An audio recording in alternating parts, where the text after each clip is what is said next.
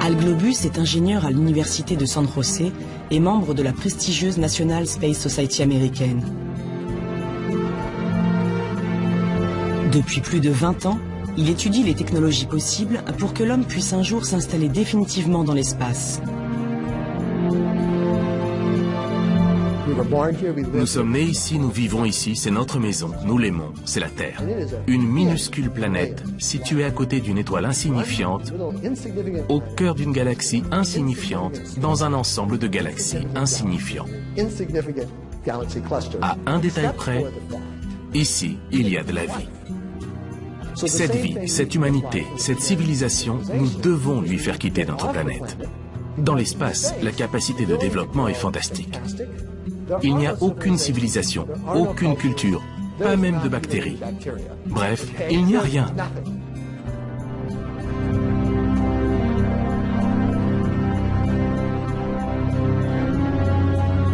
Mais comment l'homme peut-il accomplir ce rêve d'étoile?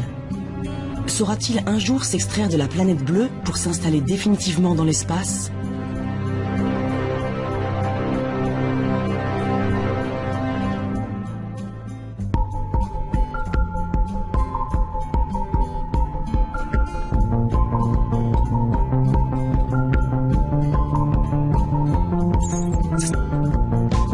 Pour le savoir, les scientifiques ont pris de la hauteur. À 400 km au-dessus de nos têtes, l'ISS, la Station spatiale internationale, est un maillon essentiel de la conquête spatiale.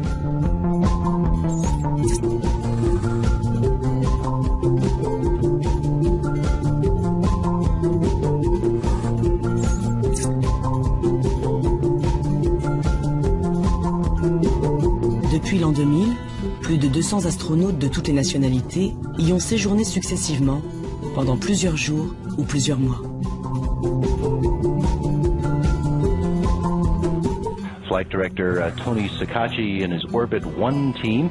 L'ISS est en contact permanent avec la Terre et c'est ici, au Texas, que toutes les communications sont établies. Nous sommes au Johnson Space Center, l'un des plus prestigieux centres de la NASA, affecté aux missions spatiales habitées. Jim Broyan est ingénieur spécialiste des systèmes d'habitation. Sa mission est celle de ses collègues, améliorer le quotidien des astronautes et surtout veiller à leur sécurité.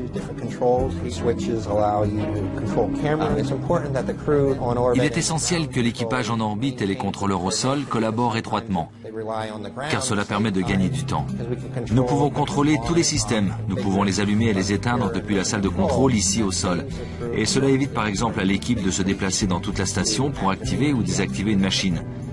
Et s'il y a le moindre problème en orbite, une équipe au sol est prête à partir pour réparer l'appareil.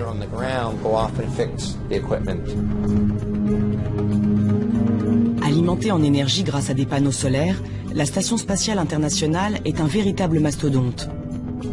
Elle possède 6 chambres, 2 salles de bain, une salle de sport et une coupole offrant aux occupants une vue unique sur l'espace infini.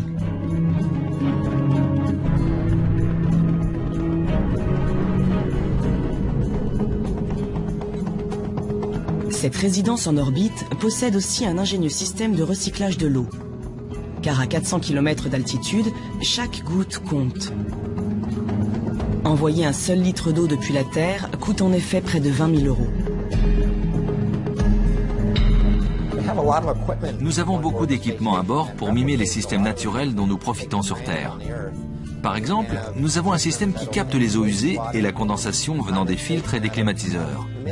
Cette eau est ensuite traitée, puis recyclée en eau potable pour l'équipage.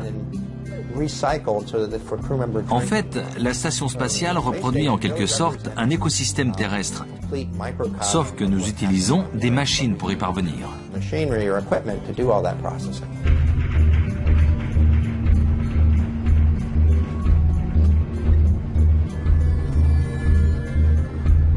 Là-haut, les astronautes consacrent l'essentiel de leur temps à une mission bien précise, effectuer des expériences scientifiques en apesanteur. L'une des principales motivations des missions habitées est de comprendre les effets de missions de longue durée sur l'homme, les organismes et les plantes.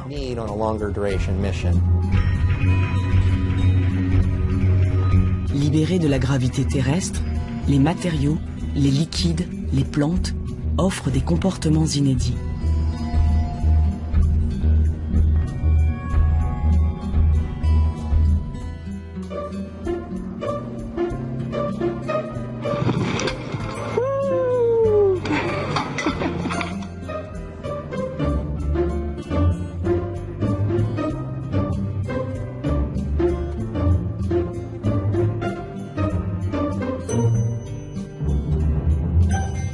Mais dans ce laboratoire de l'espace, les astronautes eux aussi doivent s'adapter.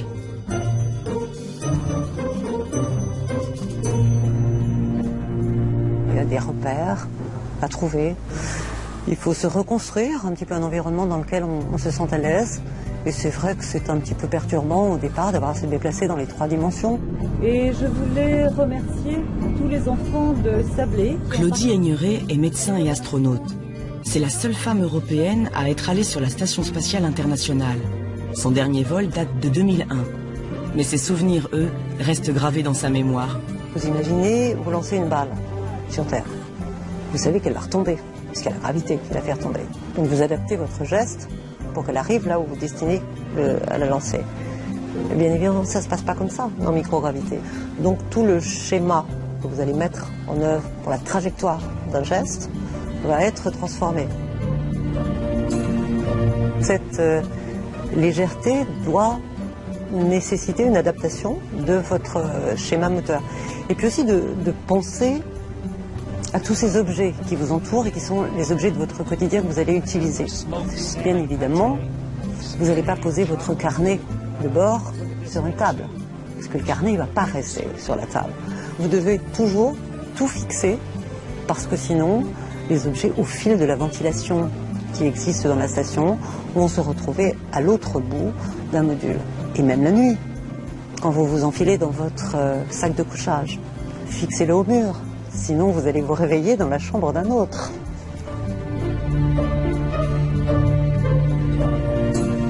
Mais au-delà de cette apparence ludique, l'apesanteur constitue une véritable menace pour les êtres humains.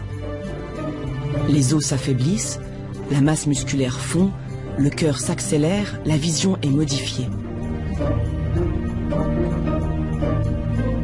L'homme serait-il donc incapable de vivre en apesanteur?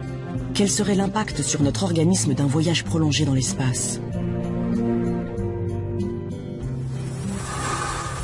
Dans le sud de la France, une clinique un peu spéciale étudie en détail la physiologie des astronautes.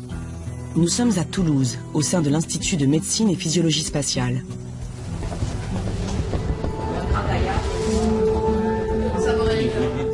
Dans les chambres, 12 hommes en parfaite santé sont allongés.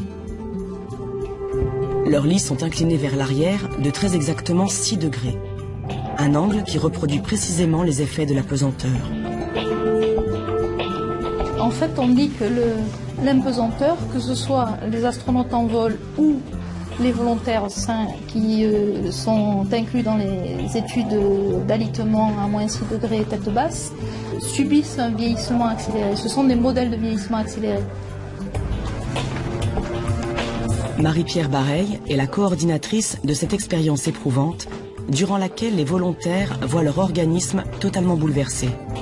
Quand on est sur Terre et qu'on est debout, on a une plus grande quantité de sang dans les jambes par rapport à la partie haute du corps et à la tête. Quand on est en microgravité, le sang se redistribue dans l'organisme et proportionnellement, il y en a davantage dans la partie haute du corps. D'ailleurs, si vous regardez les images des astronautes, vous voyez qu'ils ont ce qu'on appelle une puffy face, c'est-à-dire un visage un peu bouffi. On a également des effets musculaires. Les muscles qui auparavant sur Terre étaient porteurs, les muscles des jambes, les muscles de la colonne vertébrale, s'atrophient. Et l'os également subit une déminéralisation osseuse, c'est-à-dire qu'il devient moins solide. L'expérience d'alitement durera 21 jours. L'objectif des chercheurs, tester des mesures susceptibles de contrecarrer les effets néfastes de l'apesanteur. Certains volontaires reçoivent ainsi quotidiennement des compléments alimentaires à base de protéines.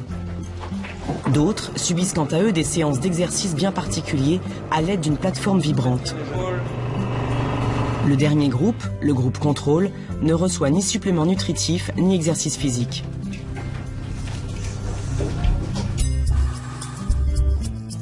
Après 3 semaines la tête en bas, les cobayes se relèvent enfin. Les premières observations se révèlent alors encourageantes.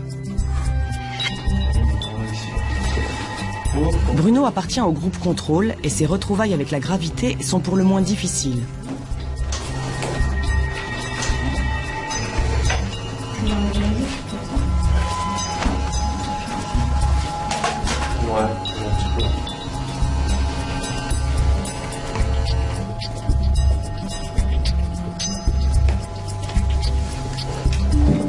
Il mettra plus de 12 minutes pour maintenir la position debout.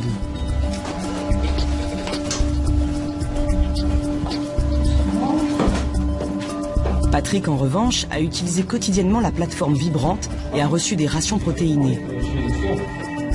Son corps semble ainsi avoir conservé bien plus de tonicité. Super. Ouais. Bon, je t'apprends rien en disant que t'as changé un petit peu, hein, au niveau musculaire. Hein.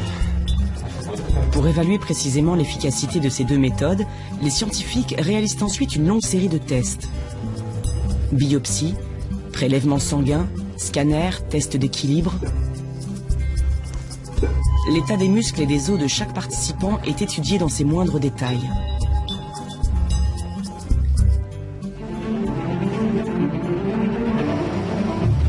Il reste encore de longs mois de travail aux spécialistes pour analyser les résultats. En contact un peu avec la famille. Si ces derniers sont positifs, l'expérience sera alors reconduite en conditions réelles dans la Station spatiale internationale. Les astronautes au sein de la Station spatiale internationale font de l'exercice, par exemple. Donc ces mesures sont suffisamment efficaces pour des vols de relativement courte durée, mais pour des vols de longue durée, on sait qu'elles ne seront pas suffisamment efficaces. Donc les agences spatiales sont toujours à la recherche de la contre-mesure ou de la combinaison de contre-mesures qui permettra de maintenir les astronautes en bonne santé pour des longues missions. Pour l'heure, personne ne sait combien de temps le corps humain peut supporter les conditions d'apesanteur. Mais dans l'espace, un danger encore plus grand menace la vie des astronautes. Il s'agit du rayonnement cosmique. Ce flux de particules circulant dans le vide intersidéral est capable de pénétrer au cœur même des cellules et de détruire notre ADN. Sur Terre, le champ magnétique de notre planète nous protège de ces rayons nocifs. Mais lors d'un séjour d'à peine 6 mois à bord de l'ISS, le corps des astronautes reçoit une dose équivalente à plus de 600 radios des poumons. Alors, avant d'organiser un voyage de plus longue durée, un voyage plus loin de la Terre et de son environnement protecteur, les scientifiques du monde entier tentent de trouver le moyen de protéger les hommes.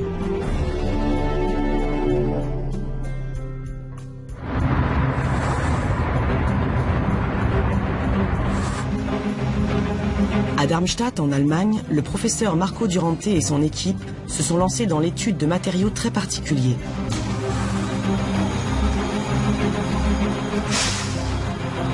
Du sable strictement identique à celui qui existe sur la Lune et sur Mars.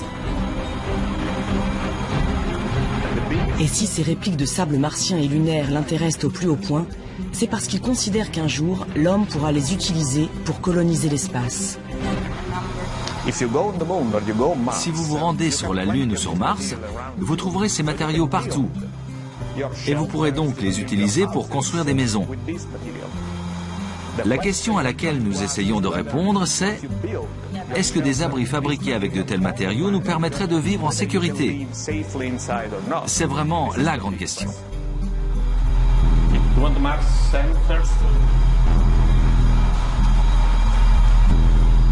Pour déterminer leur pouvoir de protection face aux rayons cosmiques, des échantillons de différentes épaisseurs sont placés dans un puissant accélérateur de particules.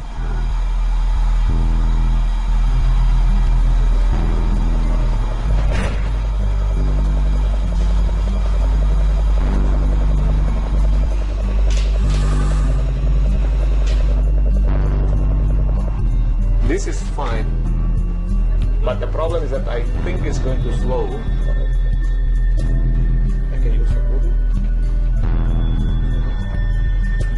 Un rayonnement puissant vient frapper les blocs de sable à très grande vitesse.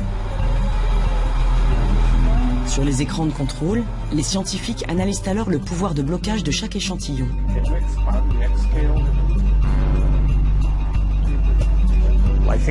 Je pense que le sable lunaire est légèrement mieux que celui de Mars, mais la différence est mince. En tout cas, les deux matériaux sont meilleurs que l'aluminium, qui est beaucoup utilisé dans les vaisseaux spatiaux, mais constitue un très mauvais bouclier.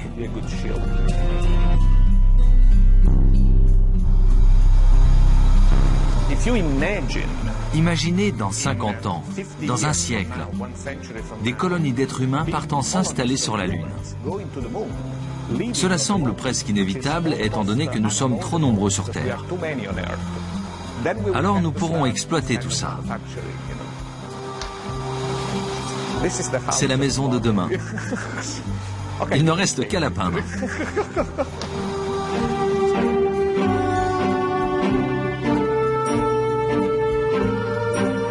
Mais bâtir des maisons sur la Lune et sur Mars ne représente pour l'heure qu'un scénario de science-fiction. Avant d'en arriver là, les futurs pionniers de l'espace devront d'abord protéger correctement leurs vaisseaux contre les rayons cosmiques. Et en la matière, les roches testées par le professeur Duranté présentent un sérieux inconvénient. La masse pose problème, c'est trop lourd.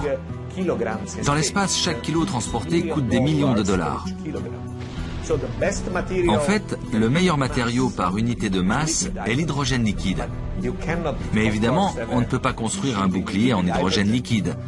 Donc on doit trouver d'autres solutions qui soient à la fois pratiques et efficaces. Pour l'heure, aucun des nombreux matériaux testés ne s'est montré à la fois léger et parfaitement protecteur. En attendant de trouver mieux, les scientifiques utilisent donc de l'aluminium et du polyéthylène, un type de plastique pour bloquer une partie des rayons. À l'intérieur des navettes spatiales et de la station internationale, les dégâts sur l'organisme des astronautes sont ainsi limités au maximum. Mais nul ne sait si ces blindages seraient suffisants pour un séjour beaucoup plus long dans le vide spatial.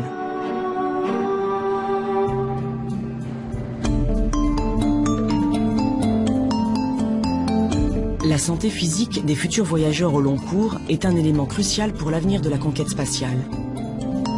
Mais un autre paramètre fait lui aussi l'objet de toutes les attentions. Le mental des astronautes. Espace confiné, nourriture rationnée, tâches répétitives et monotones. Là-haut, les conditions de vie sont parfois difficiles et la psychologie de l'équipage est mise à rude épreuve. Les équipages qui fonctionnent très bien, ce sont des équipages où il y a un très bon esprit d'équipe et que tout le monde se partage les tâches et tout le monde aide l'un et l'autre. Franck Devine a effectué 2 séjours à bord de la Station spatiale internationale. En 2002, le premier d'entre eux dura seulement 12 jours. Mais 7 ans plus tard, il fut nommé commandant de l'ISS et s'envola dans l'espace pour une durée de 6 mois. Si on vit avec 6 personnes dans un huis clos pendant 6 mois, il y a toujours des tensions d'un côté ou d'un autre. Ils vont arriver, mais il faut les gérer et ça c'est aussi la tâche du commandant de bord.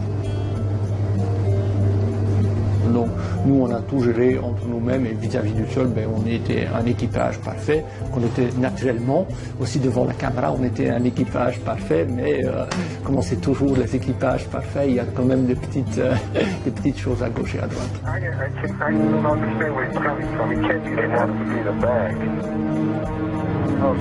Dans ces lieux étroits, rien n'est anodin.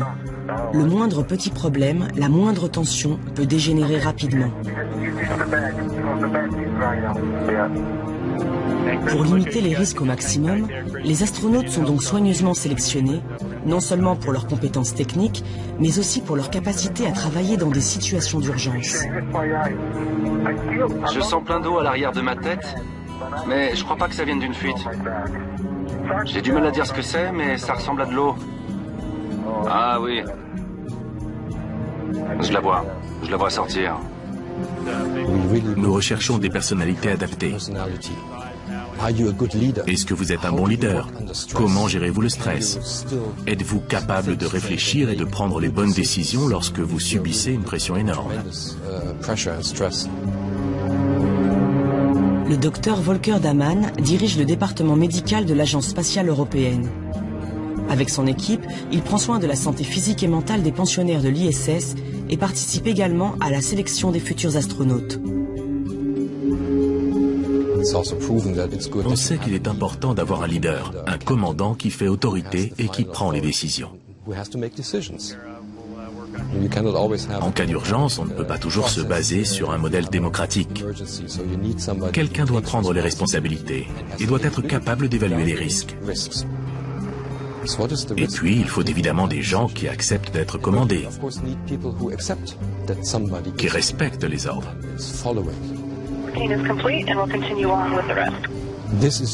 C'est ce genre d'équilibre que nous recherchons pendant les sélections et les entraînements. Est-ce que cet équipage va bien ensemble? Une fois affectés à leur poste, les astronautes travaillent en équipe pendant 2 ans, presque tous les jours. Ils voyagent partout dans le monde et ils apprennent à gérer les problèmes tous ensemble.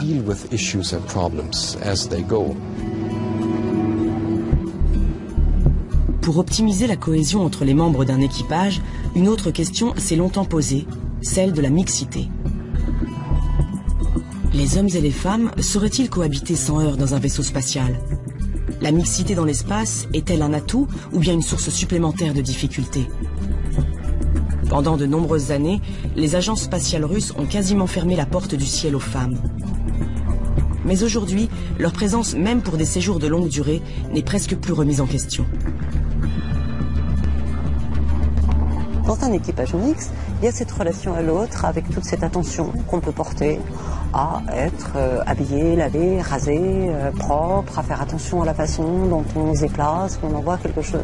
C'est vrai qu'il y avait ces relations sociétales qui étaient, je pense, de plus fine qualité dans un équipage mixte, tout simplement. Et ça apporte aussi quelque chose dans la convivialité. Ça se passait d'une façon peut-être plus décontractée, plus harmonieuse, avec moins de tension. Et je pense que cette relation dans la diversité des hommes et des femmes est quelque chose d'intéressant sur ces missions avec des environnements un petit peu extrêmes.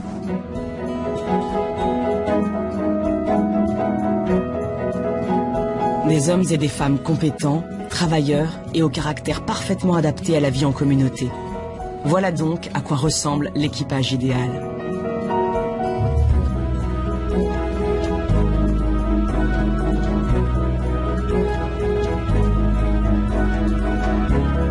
Et pour maintenir le moral au plus haut sur une longue période, l'emploi du temps des astronautes doit lui aussi être soigneusement étudié.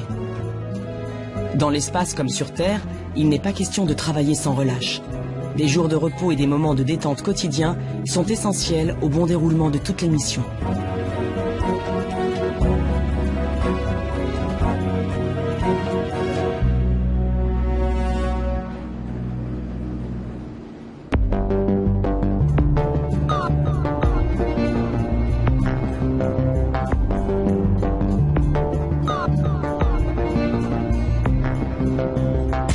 Ces images d'astronautes en apesanteur ont sans nul doute contribué à l'engouement du public pour l'espace. Aujourd'hui, nombreux sont les terriens qui rêvent de faire comme eux, voler et profiter d'une vue imprenable sur notre planète.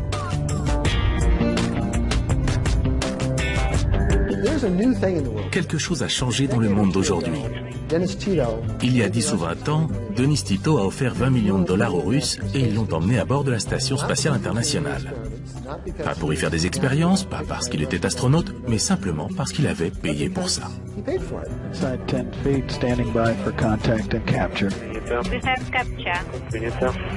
Il a adoré. Et depuis, 6 ou 7 personnes y sont allées. Quelqu'un y est même allé 2 fois. Ce sont les premiers touristes de l'espace. Pour l'heure, seuls les plus riches d'entre nous peuvent s'offrir quelques jours en apesanteur à bord de l'ISS. D'autres s'offrent quelques minutes de sensations fortes à bord de l'A300G du Centre national d'études spatiales. Pour 6 000 €, ils jouent les apprentis astronautes, tandis que l'appareil effectue des paraboles dans le ciel du sud de la France.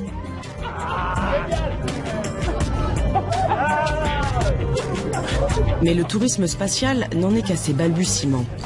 Depuis quelques années, plusieurs entreprises privées sont d'ailleurs entrées dans l'aventure aux côtés des agences nationales. Leur objectif, démocratiser l'accès à l'espace et même le transformer en lieu de villégiature.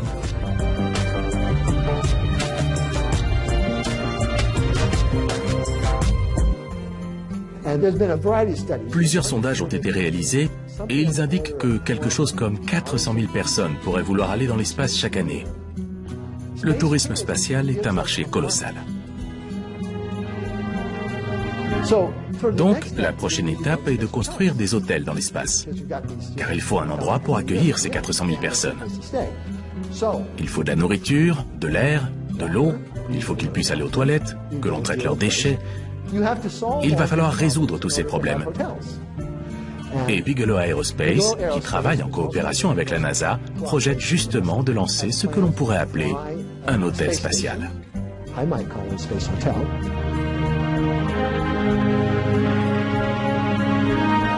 Ce projet de la société Bigelow Aerospace et de la NASA a été baptisé BEAM.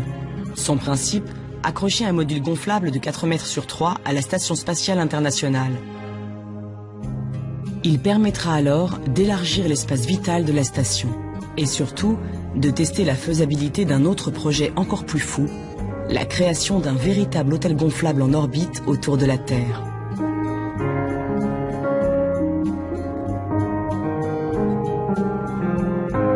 L'espace restera sans doute encore longtemps réservé à quelques riches privilégiés. Mais un jour, partirons-nous en vacances en orbite comme on part au bord de la mer ? Pourrons-nous nous élever dans l'atmosphère aussi facilement que nous prenons le train ? Ce scénario, digne d'un film de science-fiction, est pourtant sérieusement envisagé par certains spécialistes.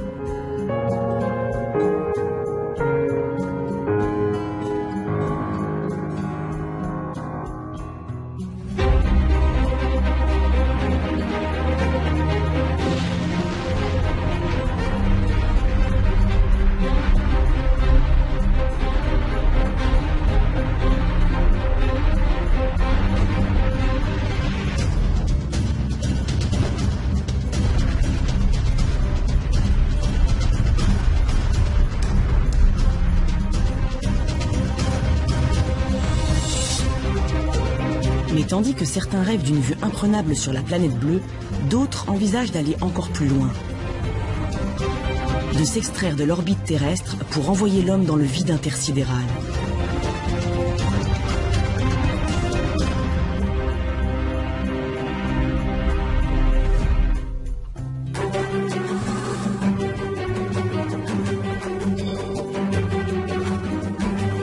Dans les locaux de la NASA, un nouveau vaisseau spatial est en cours de fabrication. Son nom, Orion. Sa mission, envoyer l'homme sur la Lune et même peut-être au-delà jusqu'à la planète Mars ou vers les confins de notre système solaire. La station spatiale est un immense laboratoire. Mais en matière d'exploration, nous voulons aller bien au-delà. Nous voulons aller jusqu'à la Lune et plus loin dans le système solaire. Et pour ça, il nous faut un vaisseau qui fasse des choses différentes et nous permette de voyager sur de longues distances.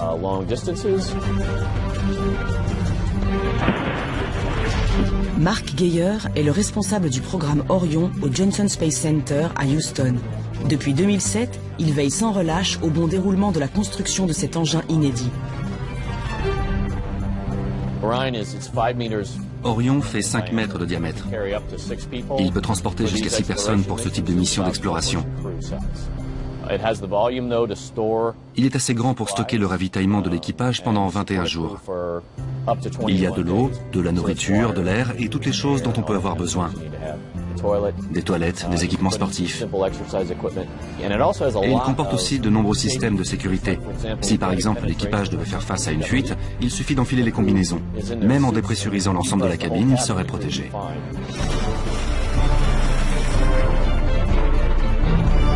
Le vaisseau Orion sera un véritable bijou de technologie. Capable de fonctionner en pilote automatique tout au long de son trajet, doté d'un bouclier thermique et de protection contre les rayons cosmiques, il pourra accueillir un équipage pendant près d'1 mois en toute autonomie. son premier vol d'essai non habité est programmé en 2014. Il emmènera des hommes contourner la Lune en 2020.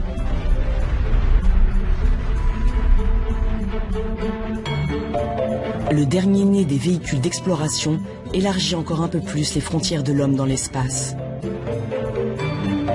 Pour moi, Orion marque le début de l'exploration des destinations lointaines comme les astéroïdes, la Lune ou Mars. Ensuite, il faudra des espaces de vie plus grands pour que les équipages puissent rester plus longtemps dans l'espace. Mais pour l'instant, nous devons déjà réussir à aller sur place, à transporter un équipage et à mener des expériences. Et pour ça, Orion représente un premier pas important.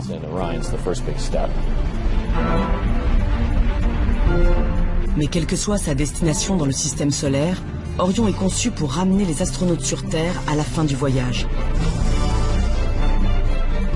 Les hommes seraient-ils donc condamnés à rester ancrés sur le sol de notre planète? Parviendrons-nous un jour à nous extraire totalement de notre existence terrestre?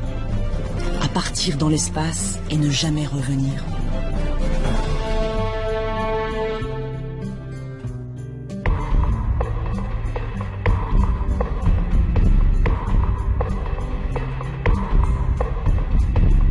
À bord de la station internationale, il existe des systèmes de recyclage de l'eau.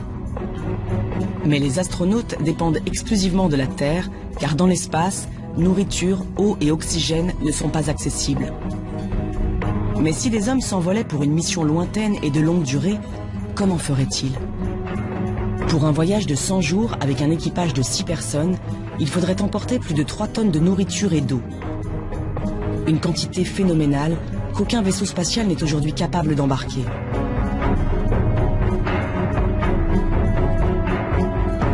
Dans le monde entier, des équipes de recherche tentent de contourner cette limite de taille. L'objectif, s'extraire de la dépendance de la Terre en reconstituant un véritable écosystème miniature embarqué.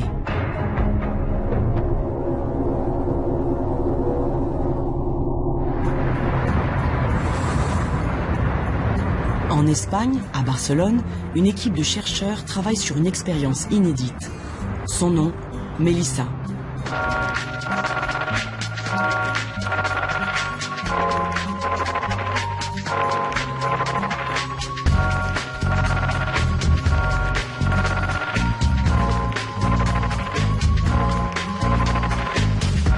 Bonjour Vanessa, tout se passe bien? Qu'est-ce que tu fais? De l'alimentation? Raoul a mis les légumes, puis nous allons finir de graisser la cuve de 50 litres, pour ensuite connecter le compartiment. Si nous voulons que l'homme vive dans l'espace, surtout pendant une longue durée, alors nous devrons garantir ses besoins vitaux, sans dépendre seulement de ravitaillements venus de la Terre. C'est ce que nous appelons le concept Melissa.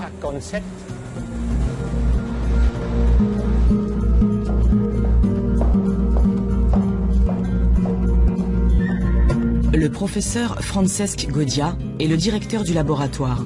Cela fait plus de 10 ans qu'il tente de créer ce que l'on pourrait appeler une mini-Terre artificielle.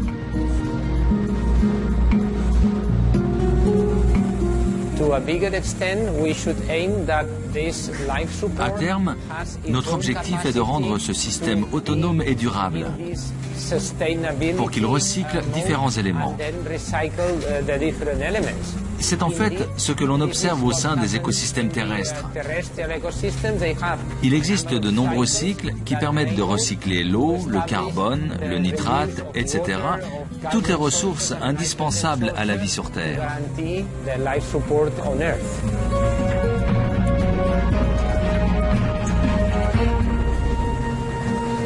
Ce support de vie, comme l'appellent les scientifiques, se présente ainsi.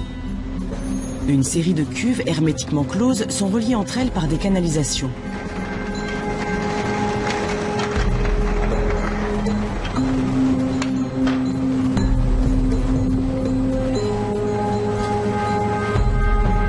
Dans le premier compartiment, les chercheurs injectent un mélange épais et malodorant.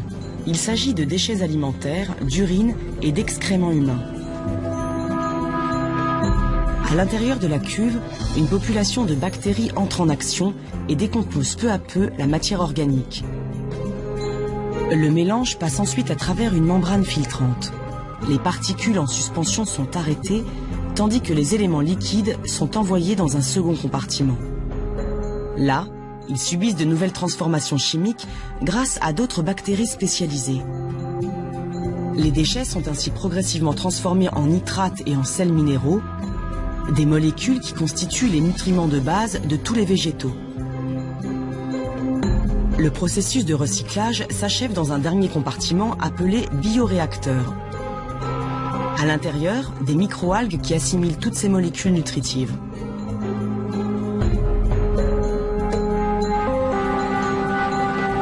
Les déchets humains sont ainsi totalement recyclés par les plantes. Des plantes dotées d'un pouvoir nutritif considérable que l'équipage peut donc consommer quotidiennement. Mieux encore, en transpirant, elles apportent également de l'eau potable aux astronautes.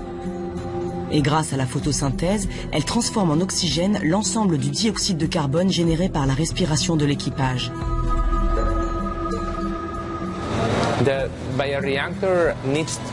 Évidemment, le bioréacteur doit contenir un espace, un volume, où l'on peut introduire de la lumière. Parce qu'il faut de la lumière pour faire de la photosynthèse. De cette manière, les microalgues vont capturer le CO2 et produire de l'oxygène tout en grandissant.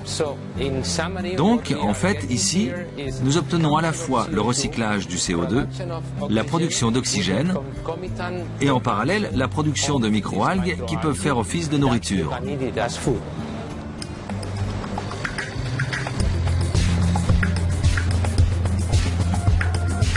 Le système Melissa constitue ainsi un circuit clos et parfaitement autonome. Les astronautes peuvent respirer, boire et s'alimenter, et les déchets qu'ils produisent sont recyclés en oxygène et en nourriture à l'infini.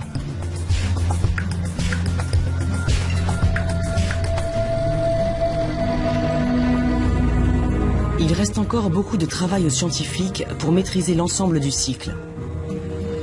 Nature des déchets introduits, nombre et espèces de bactéries, vitesse de croissance des algues, température. Chaque paramètre doit être parfaitement contrôlé, car le moindre défaut de fonctionnement risquerait de priver les hommes de nourriture ou d'oxygène.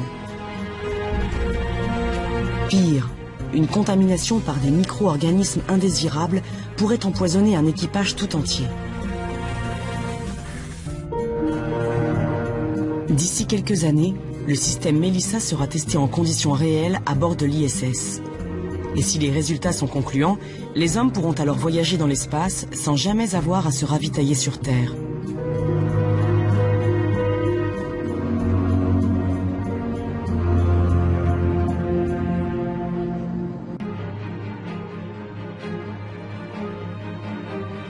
Mais au-delà de la nourriture, de l'eau et de l'oxygène, notre planète offre d'autres éléments indispensables. Du carburant pour propulser les vaisseaux et des matériaux de toutes sortes pour réparer les objets du quotidien ou bâtir des modules habitables. Alors, une fois dans l'espace, comment les futurs voyageurs pourront-ils s'approvisionner? Existe-t-il quelque part des ressources spatiales que l'on pourrait exploiter?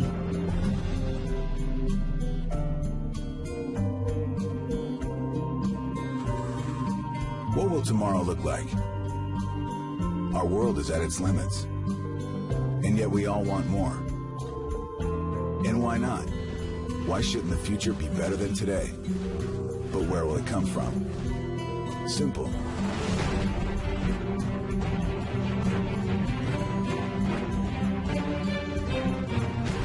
En 2012, une toute nouvelle entreprise privée a vu le jour aux États-Unis.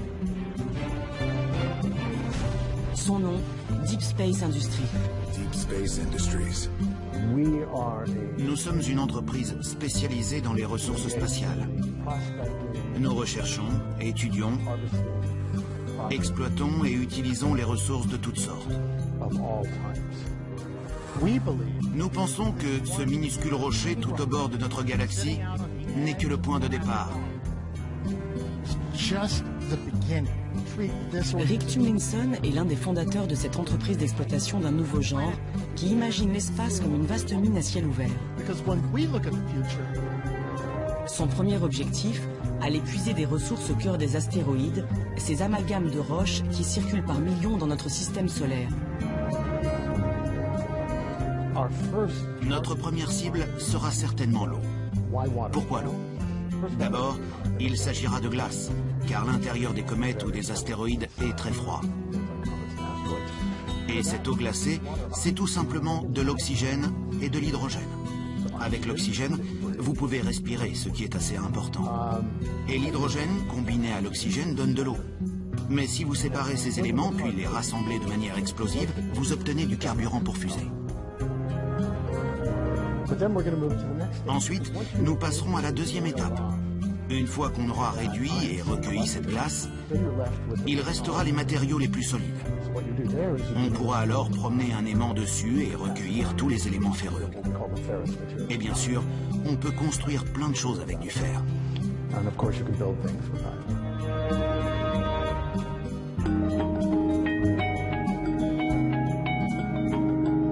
Du carburant, de l'eau, du fer et même d'autres métaux comme le nickel, l'or ou le platine. Pour Deep Space Industries, les astéroïdes représentent une manne sans égale. D'ici 2015, Rick Tumlinson et ses collègues prévoient d'envoyer un premier vaisseau explorer les astéroïdes les plus proches de la Terre. Mais leur objectif ultime est d'y implanter des usines d'extraction et des raffineries pour pouvoir ravitailler en continu les vaisseaux spatiaux passant à proximité. Les astéroïdes deviendraient alors de véritables stations-service de l'espace. Vous imaginez ce qu'il se serait passé lors de l'expansion de la civilisation en Amérique du Nord si nous avions dû apporter avec nous tout ce dont nous avions besoin? Rien n'aurait été possible. Il faut apprendre à exploiter les ressources disponibles là où on se trouve et à les transformer en matériaux utiles. Comme Deep Space Industries, plusieurs sociétés privées se sont lancées dans une vaste collecte de fonds pour mener à bien cette entreprise invraisemblable et exploiter les ressources naturelles venues de l'espace. Dans plusieurs décennies, les hommes pourront peut-être alors voguer indéfiniment dans le vide intersidéral et avoir tout ce dont ils ont besoin presque à portée de main. Certains spécialistes entrevoient même la possibilité d'un voyage sans retour, d'une installation définitive de l'humanité ailleurs que sur Terre.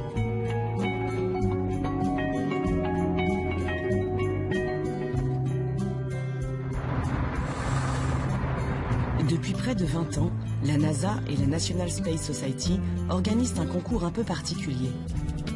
Un concours de colonie spatiale.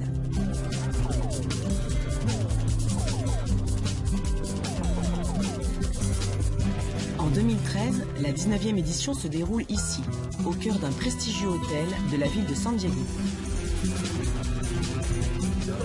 Al Globus est président du jury. Sa mission ? Étudier les projets présentés par les étudiants du monde entier et récompenser le plus réaliste d'entre tous.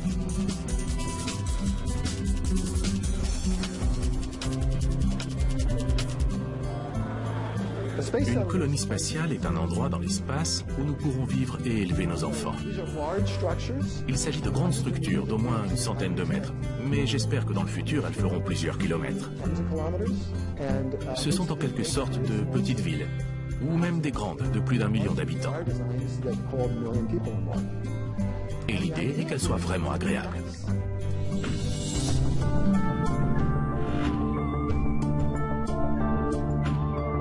Au-delà du simple concours rassemblant des centaines d'étudiants imaginatifs, le concept de colonie spatiale est sérieusement envisagé par de nombreux spécialistes. Mais même pour Al Globus, le principal promoteur de ces infrastructures étonnantes, de tels projets ne risquent pas de voir le jour avant bien longtemps. Les gens demandent souvent quand les premières colonies spatiales verront le jour. La réponse est que nous n'en savons rien, car tout dépend de la manière dont nous y travaillerons. Ça prendra du temps, mais si les gouvernements ont décidé d'accorder plus d'argent aux colonies spatiales plutôt qu'à leurs armées, alors pas de problème, on peut y arriver dans quelques décennies. C'est notre boulot, on peut le faire.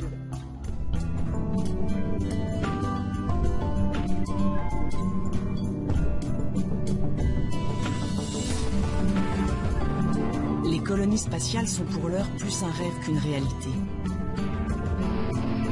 Mais malgré les défis colossaux qui restent à relever, les spécialistes sont unanimes. L'homme ira un jour explorer l'univers et vivra de plus en plus loin très loin de la Terre.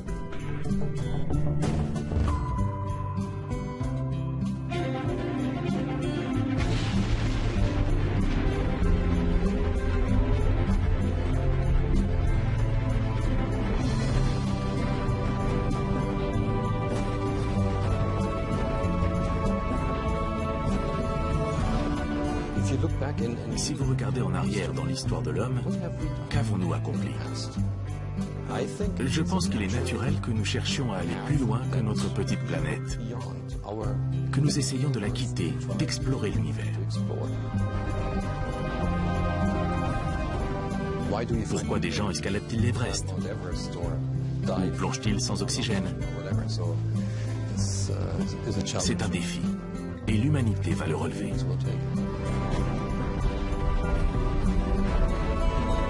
L'homme va continuer à explorer. L'homme est un explorateur, conquérant, pourquoi pas, mais surtout explorateur de l'inconnu. Et c'est le propre de l'humanité, de toujours essayer de penser différemment, avancer, découvrir, explorer. La curiosité fait partie de l'humanité.